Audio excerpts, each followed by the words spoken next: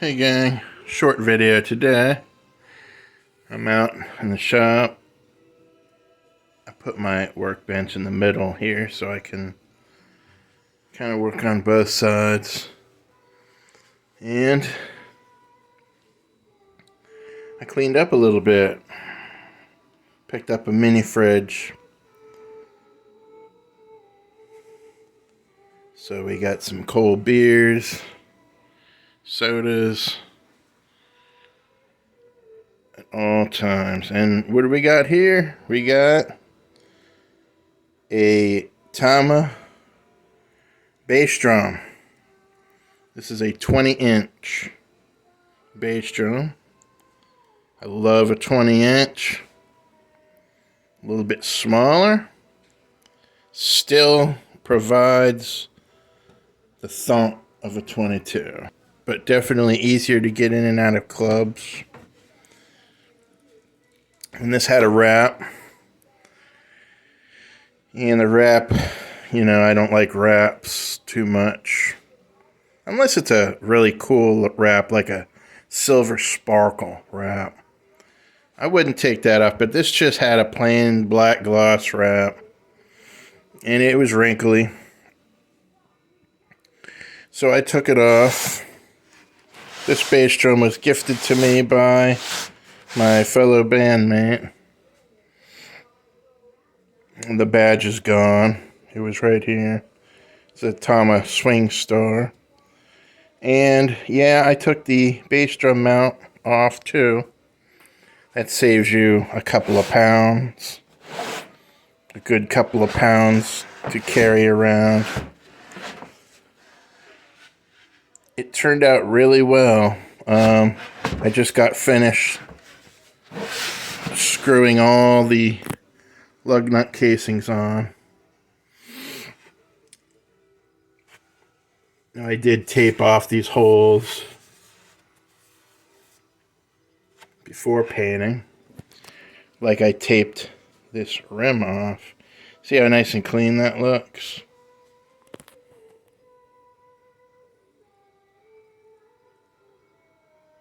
Yeah, nice and clean. So this drum got 1 can of primer, gray primer. I was able to give it like 3 coats with the can. Of course, the first coat wasn't very good. The second coat, now that started to cover. The third coat really covered good. And then I bought 2 cans of flat black. And I was able to do about 5 coats. The first couple coats didn't really do too much, but the third coat really covered. And by the 4th coat, the 5th coat, it just really got rich. Now you can see fingerprints, but I don't care. This actually turned out really good. You can see right there, that's where the wrap was glued. You can see that a little bit. And again, I don't care.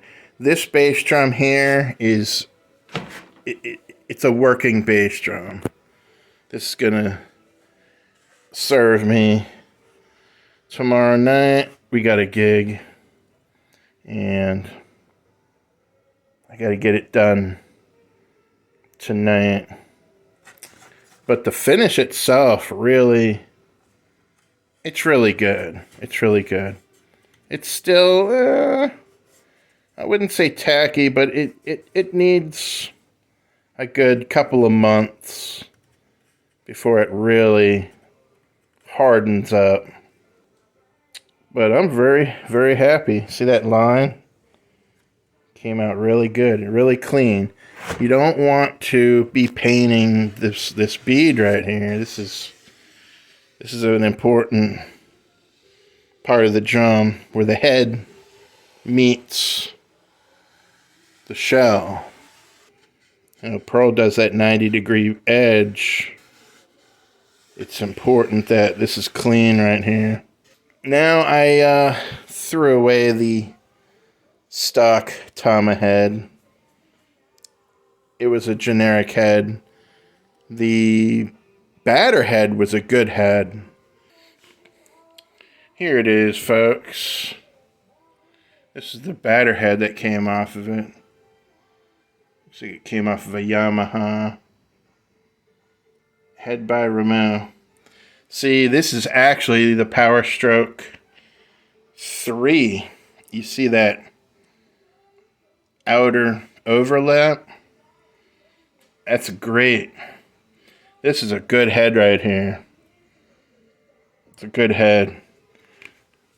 The Rezo head that came on here was just a generic logo head. And I don't really care about the logo. That doesn't concern me. What concerns me is it has a port so that the air can escape. It's not necessarily for miking so much for letting the air escape. You need that air to escape so that you can have a good tight sound. This is the Aquarian regulator black head. So this will go on there. Like that. And yeah, I think it'll look good.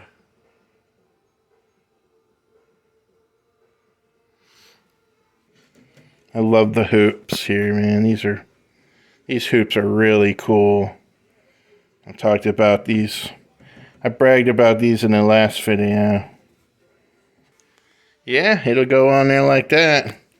Now, what I'm going to do is I'm going to dip a little oil, a little bit of motor oil.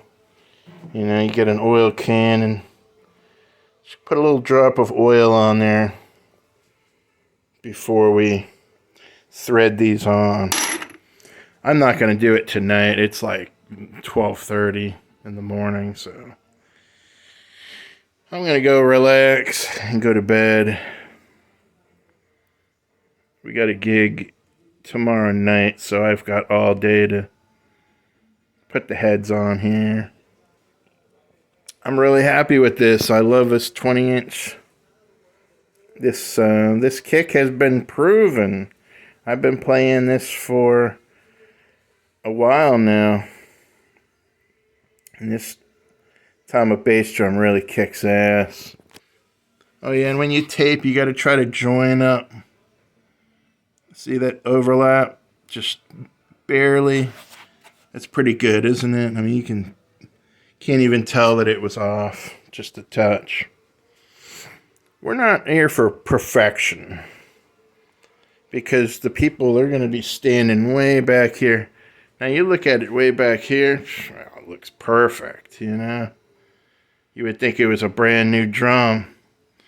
Oh, no. They wouldn't know that this is just a generic drum that I tore a wrap off and used spray paint. They wouldn't tell. And the other thing is when you screw on your lug nut casings, I do like to do it by hand. Each one of these, each and every one of these screws, I use a screwdriver by hand. It looks like a daunting task, but it's really not. Once you get going, you'll be done in a flash. But you get a lot of satisfaction because I know that every one of these screws here is tightened down to my specification, which is snug, but I didn't use a drill. You can use a drill to pull them off, but when you put them on, make sure you put them on by hand. And when this bass drum gets all put together, I know it's going to work. Because I know what I got. That's it, folks. And thanks for listening to me rant here. See you in another video soon.